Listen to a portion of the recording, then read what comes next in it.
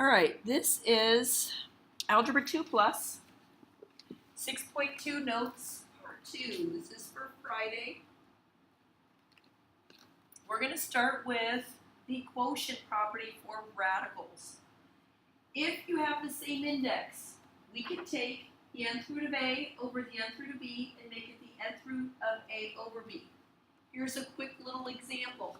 If I have the cube root of 4 over the cube root of 32. Okay, so this is like the left side of the property. Then I can make it the right side of the property, the cube root of 4 over 32.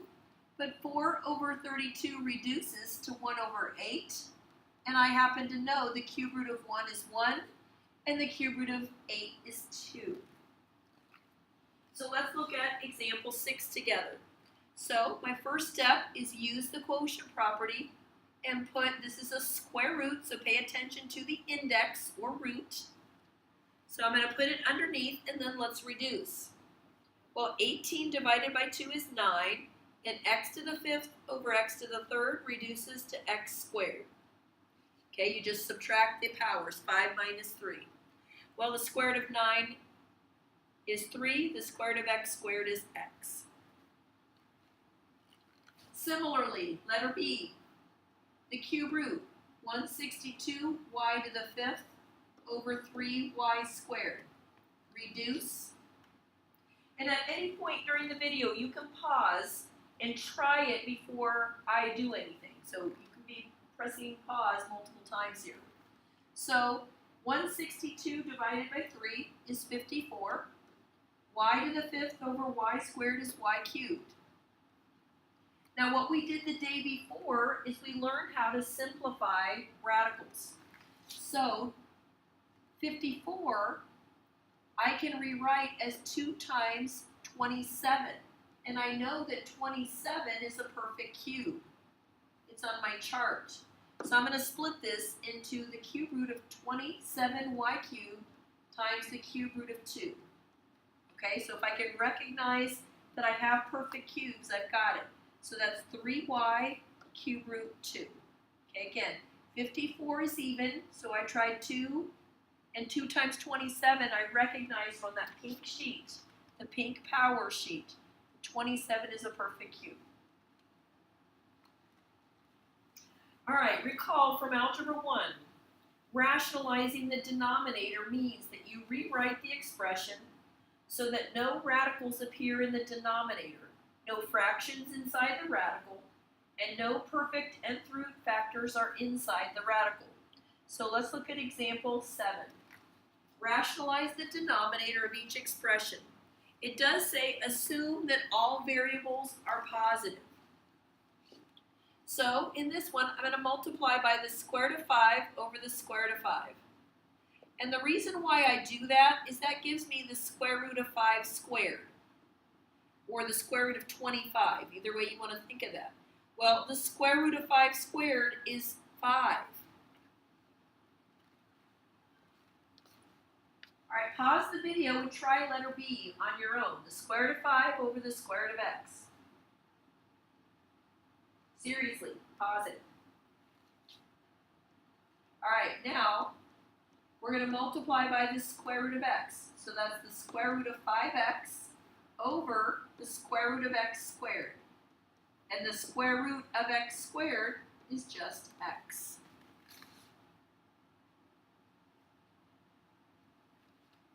All right, letter C. I'm going to put them underneath the same radical using this quotient property that we just learned about. And underneath, let's see what kind of reducing that can happen. Well, 10 and 12 have 2 in common. So that's going to reduce to a 5 and a 6. The x stays put. Y cubed over y squared is y. All right, now the bummer is I've got a fraction under the radical, which I'm actually not allowed to have. So I can go back using the quotient property and split it apart again. But do you see how much easier it is from the original problem? It is a lot simpler. So now I multiply by the square root of 6 over the square root of 6. So that's the square root of 30xy over 6. So this is, in fact, rationalized. So let me kind of talk you back through this again. What I did is I simplified the original problem first. Okay, I reduced it down and then rationalized it. Sometimes you want to rationalize first if it's a little bit easier to do that. But this one, it reduced the problem down. It made it a whole lot easier for me. All right, let's look at letter D. If you feel like you can handle it, pause the video and try this one. If not, stay with me.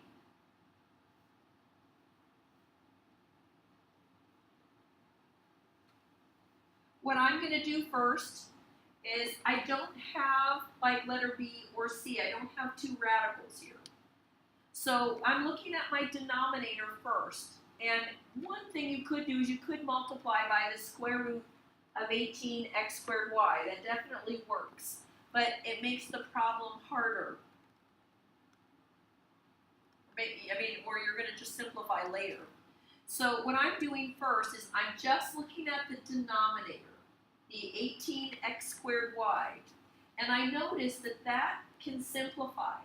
9 goes into 18 2 times. Okay, 9 is a perfect square. Or you could do that this is 2 times 9, and that's 3 times 3. So look what happens is I get a 3x square root 2y. Now those 3's are going to cancel. So I have 1 over x times the square root of 2y. Okay, so it's pretty complicated, so stay with me, and you might need to rewind and listen twice to this one. So again, what I did, I'm going to go back to the start. I looked at the original radical. There was only a radical in the denominator, in the bottom of the fraction. So I decided to simplify that first. This was not the only route to take, but this is the route I chose.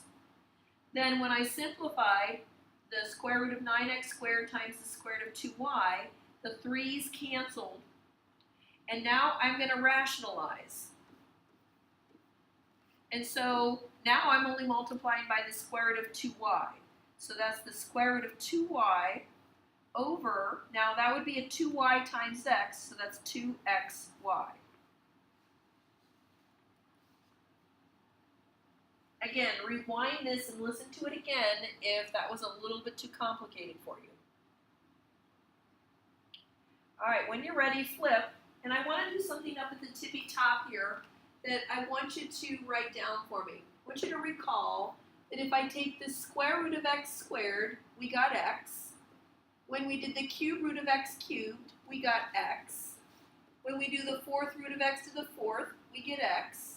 When we do the fifth root of x to the fifth, we get x, and so on. So in general, and we did talk about this in the previous lesson, when I do the nth root of x to the n, it's x. So why did I have you write that down? Well, I had you write that down because it's going to help us here. When we go to other roots, other indexes, like with a square root, we multiplied by itself because that gave me something squared. So here, watch what I'm going to need to do. I'm going to need to actually multiply, since I have an index that's a cube root in letter A. I'm trying to get it so that it's something cubed. I'm trying to get it to be something cubed. So this is 2 cube root of 9 because 3 squared is 9. And then look what happened in the denominator. The cube root of 3 times the cube root of 3 squared is the cube root of 3 cubed. Let me say that again, because this was not an accident what I chose. I had the cube root of 3 to the first, so I needed to take 3 to the first times 3 squared to make it 3 cubed. Now look what happens. That's 2 cube root 9 over 3.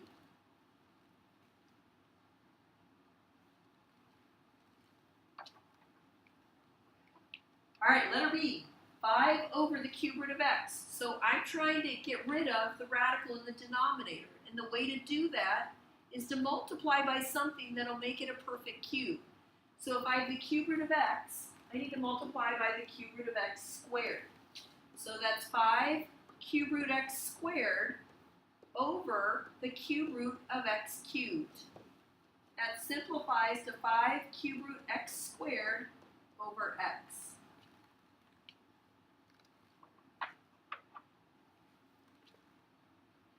All right, let's try letter C. I'm trying to get something cubed, and right now I have the cube root of x squared. So I'm going to multiply by the cube root of x. So that's 2x cube root x over the cube root of x cubed. So if you're wondering, how do I know what to multiply by? You're trying to get x to some either third power or multiple of 3, because the index is 3. So you can do this with fourth powers, fourth roots, fifth roots, sixth roots, seventh roots, and so on. So this is 2x cube root x all over x. Now these outside x's cancel, and that's 2 cube root x.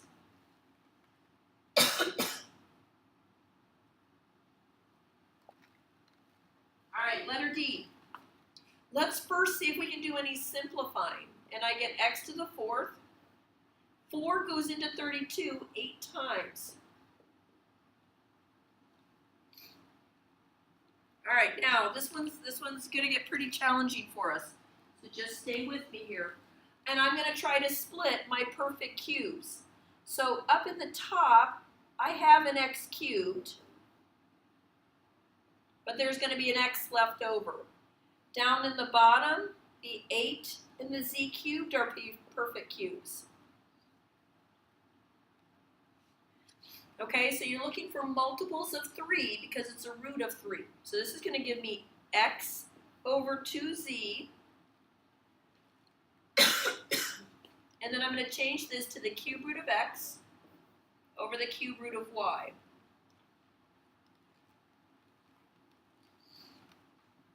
Now I can't leave the radical down in the bottom, so I'm going to multiply by the cube root of y squared over the cube root of y squared.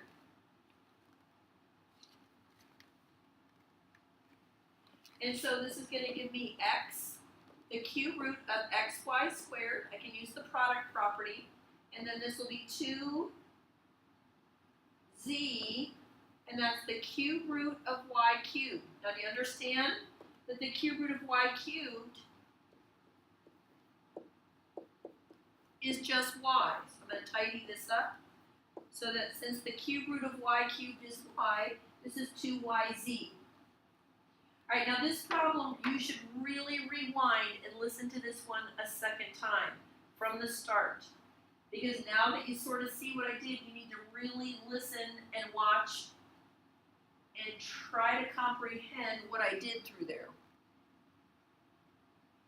All right, when you're ready, let's look at letter E. And on this one,